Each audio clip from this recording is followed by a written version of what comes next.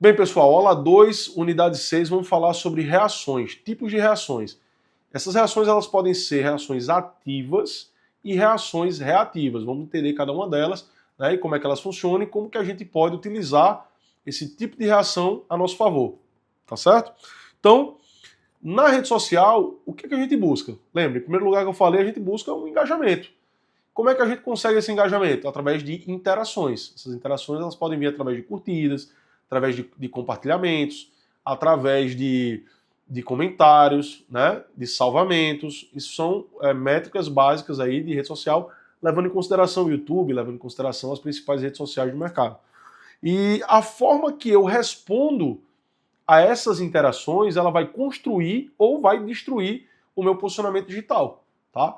Então eu tenho que começar a entender como é que vem essas reações. E essas interações ativas, que são aquelas interações que partem da gente, então são interações focadas em estímulos, em CTA, né, que a gente foi as chamadas para ações, que a gente curte aqui, comenta aqui, fala sobre isso, ou interações que estão escondidas ali dentro da nossa própria publicação, né, que são aquelas que eu dei até o exemplo já nas outras aulas sobre o alicate dentro de um congelador, o cara abre e tal, para estimular aquela produção ali de comentários. Oxe, esse alicate, isso aí, como é que funciona? O pessoal faz as coisas da forma errada, de propósito, né, para dar como exemplo. Esses dias eu vi um nutricionista falando sobre a quantidade de açúcar, de consumo calórico e tal, e como exemplo, ele ia preenchendo, tinha uns potinhos em cima da mesa, e ele ia colocando o açúcar, a quantidade de açúcar que tinha dentro de uma lata de Coca-Cola. Aí quando ele ia colocar dentro desse outro pote, propositalmente ele derramava um monte fora também, ficava aquela sujeira em cima da mesa. E a gente via que ali nos comentários, pessoal, esse médico tem Parkinson, esse médico tem um problema tal, não sei o que, presta atenção no serviço, sujou tudo. Mas é proposital, entendeu? São estratégias que ele faz para gerar aquele engajamento e aquela reação, tá?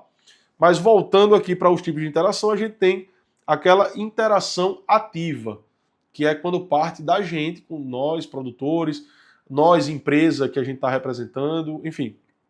Então, eu vou falar aqui alguns exemplos. Primeiro, fazer perguntas nos stories. Então, quando eu provoco essa pergunta, faço aquele estímulo, eu estou fazendo uma provocação, uma interação ativa.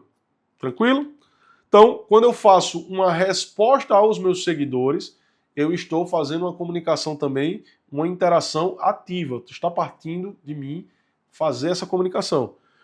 Agradecer elogios espontaneamente. Então, quando eu vou lá, eu vejo uma série de comentários positivos e aí gravo um outro history falando, e aquela produção daquele conteúdo foi em resposta a determinada ação, né? Isso aí também é um tipo de interação ativo. E interagir com o público de outros perfis também. Então eu faço uma interação ativa, por exemplo, eu tenho uma comunicação ali da minha loja, eu tenho uma loja que eu vendo bijuterias online, e eu interajo também com outros perfis, com o meu perfil pessoal, eu coloco a minha pessoa, né, persona, eu, Alisson, me comunico com a minha audiência de outras formas, através de outros canais de comunicação também. Então eu tenho ali, pessoal, eu estou fazendo uma live amanhã, onde eu vou demonstrar a nova linha de roupa que chegou na minha loja. Essa live aqui vai acontecer no meu canal do YouTube e tal. Então eu começo a interagir também através de outros perfis, de outras redes, também é um tipo de interação ativa, tá? E aí eu tenho aqui algumas práticas de comunicação em resposta, tá? E eu falo agora sobre interação reativa. O que é? É o contrário, é quando eu respondo a minha audiência. Então o pessoal vem, me traz questionamentos, e eu tomo alguma ação baseada em resposta a essa interação. Por exemplo, um seguidor aqui vai mandar um direct elogiando. Ele mandou um direct ali, né, falando sobre que adorou o tipo de publicação que você fez, adorou a nova coleção de roupa que eu fiz a propaganda. Então, aí sim, eu estou fazendo uma reação ao comentário dele, eu estou reagindo àquele comentário, tá? Ou um cliente reclama, por exemplo, o link não está funcionando, e aí eu vou achar uma solução em resposta a esse cliente. Eu estou respondendo um levantamento de um problema que foi através de um seguidor meu. Conseguiram entender, mais ou menos? Ou eu vou lá e respondo, obrigado pela crítica aqui construtiva, iremos melhorar cada vez mais, tal. Passou despercebido, muito obrigado. Então, essa reação que eu tenho a uma ação dos meus seguidores e não uma ação ativa. Eu não vou criar o conteúdo baseado nesse comentário, não é isso. Eu estou respondendo apenas essa interação que partiu do meu seguidor, tá? Então, para resumir aqui, a interação ativa aproxima e a interação reativa, né, ela fideliza. Por quê? Porque aí eu insiro ali aquela comunicação com a nossa audiência de uma forma efetiva. E aí ele sendo ouvido, ele achando que está participando e construindo, a gente tem ali uma fidelização dessa audiência, né? E aí ele passa também a transmitir, passa a compartilhar mais os teus conteúdos. Quando ele acha que está sendo inserido ali dentro da tua realidade, do teu mundo ali, né? Esses dias eu estava conversando com o pessoal lá na universidade e aí eu achei um comentário engraçado porque vai ter uma palestra de uma pessoa famosa lá na universidade e aí um colega falou e comentou assim, eu mandei um direct para ele respondeu diretamente para mim. E aí eu não quis falar nada, né? Porque na cabeça dele, a pessoa famosa de fato respondeu e respondeu de uma forma que era íntima, de uma forma bacana, e isso gerou um engajamento e uma fidelização por parte dele, mas são estratégias de marketing. Esse cara tem milhões de seguidores. E aí a chance dele parar um segundo para responder uma audiência que deve uma enxurrada de mensagens, frente, por exemplo, a uma CTA de um lançamento de um determinado livro dele, é muito baixa, né? Pode acontecer? Pode, mas a chance é muito baixa. É mais provável que haja uma IA trabalhando ali para trabalhar de forma humanizada essa resposta dessa audiência, mas eu vi na prática que realmente funciona, tá? E aí engaja realmente e fideliza essa audiência. Então estratégias tem de bolo aí para a gente trabalhar de forma tanto ativa quanto uma interação reativa. Tranquilo? Então, para fechar aqui, algumas boas práticas de comunicação em resposta. Se for necessário dar algum tipo de resposta, seja rápido, tá? Então, nas primeiras horas que a gente recebe uma determinada comunicação, a gente tende a criar uma fidelização, porque a gente não perde o timing da publicação. Então, por exemplo, eu, Alisson, não trabalho com digital, eu não sou digital influencer, não tenho produto digital, não estou ali. Então, eu coloco para mim, dentro do meu cronograma, do meu horário, alguns horários que eu posso reagir ou responder, né, eu como usuário comum ali, a responder minha audiência. Então, vocês aqui, se mandarem alguma mensagem para mim lá no direct, alguma coisa, o que é que vai acontecer? Eu vou responder em horários que são convenientes para mim, dentro do final do expediente, no final da noite, no horário do almoço, que eu tiro ali uns 15, 20 minutinhos para responder e fazer um acesso nas redes para poder interagir, e é assim que é. Mas se eu me proponho a trabalhar com internet, então eu tenho que estar disponível ali. Porque às vezes, por exemplo, eu sou corretor de imóveis, voltando àquele exemplo da última aula, e estou ali, faço uma publicação, faço interação. Qual é o meu objetivo?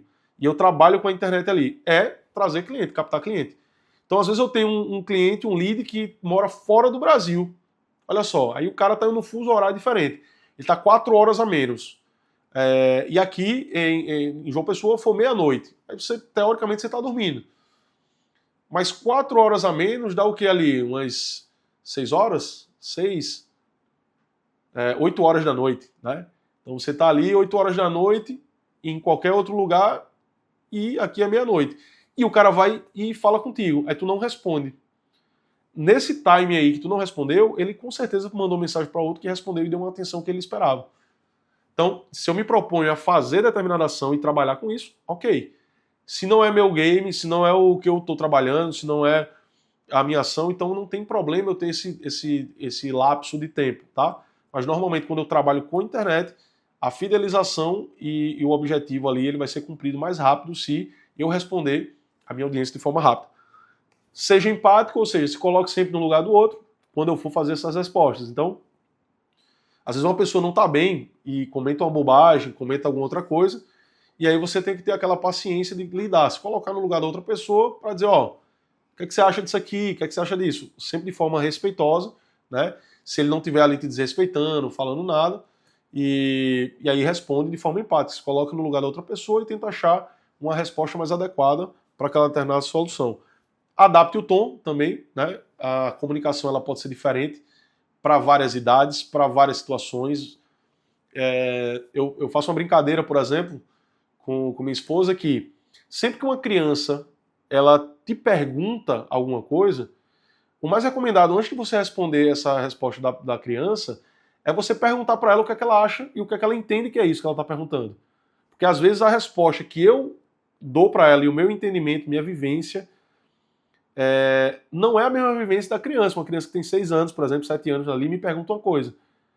E aí, às vezes, eu dou uma resposta que é muito acima, muito à frente do que a capacidade dela intelectual e de conhecimento de vida espera. Então eu posso até ser indelicado ou trazer uma coisa, uma vivência para ela que não é a hora correta sobre determinada pergunta. Então, nada mais justo que perguntar, fazer aquela interação, né, levando em consideração uma interação reativa à pergunta que ela me faz, e aí eu pergunto de volta, eu provoco de volta. Mas assim, o que é que você acha que é? Ela vai dizer, eu acho que é alguma coisa relacionada ao Papai Noel. Ok, não tinha nada a ver com o que eu pensava. Entendeu? E aí eu ajusto o tom dentro da pergunta do que a pessoa está me perguntando. Isso eu estou falando de uma adaptação em relação à idade. Mas existem diversas formas, a diversidade é gigante dentro da internet, onde as pessoas vão me provocar, vão questionar coisas diferentes. E aí eu tenho que ter essa disponibilidade e essa inteligência para trabalhar o tom para cada pessoa que eu estou respondendo e interagindo, tá? E nunca entre em conflito de forma pública. Se você for uma ação mais efusiva, uma ação mais efusiva que eu digo é uma ação mais dura, né? Uma ação mais reativa que precise realmente de uma ação mais dura, eu vou para o privado, tá? Eu nunca deixo isso de forma pública. E se for uma coisa que realmente não me levar a crescimento, não vou ganhar nada com isso, não vai gerar engajamento de forma positiva, não vai gerar nada, então, velho, esquece, bloqueia a pessoa e segue o baile. Né? É a recomendação que eu dou. Porque quanto mais a gente vai provocando, a gente vai saindo também da nossa zona de tranquilidade, essas pessoas e esses comentários vão nos provocando de uma forma que aí às vezes a gente fala uma bobeira, print é eterno, que eu falei, e aí você se prejudica de uma forma muito maior. Né? Aí tem que fazer aquela questão da gestão de crise, que é da aula que a gente já falou. Aí todo aquele problema, exposição, questão, estratégias para gerir essa crise, que pode tornar uma bola de neve, às vezes apenas por não responder, entendeu? Para ignorar certos comentários e posicionamentos de algumas pessoas que só estão ali que querem o mal mesmo, só sabe fazer isso, tá? E, pessoal, valorize menções e elogios. Então, as pessoas que estão te mencionando, vamos supor, eu vou comentar, eu estou presente numa publicação de um terceiro que publicou alguma coisa e lembrou de mim. Então, como exemplo, eu tenho aquele amigo meu que é motovlog lá, tem um Instagram de moto. Então, ele criou uma hashtag, um termo que é compre moto que é top, por exemplo. E aí, ele tem uma mania de quando vê alguma ação inesperada, inusitada de moto, então o cara carregando uma geladeira na moto, o cara carregando uma escada e não sei o que, o cara em pé, ou então chovendo e um monte de gente embaixo de um viaduto esperando a chuva passar. Então as pessoas, os terceiros, a audiência dele publica, marca ele e coloca a hashtag compre moto que é top. Então isso é uma forma de valorização. Então, o pessoal te marcou, então republica, né, reconhece a publicação dessa galera e valoriza ali, né, você republicando o conteúdo que as pessoas publicaram porque lembraram de você, vai gerar esse engajamento, essa fidelização também. Então tenta fazer aí essa estratégia para que você esteja sempre conectado e fidelizando a tua audiência. Beleza? Então é isso, a aula fica por aqui, a gente se vê na próxima aula.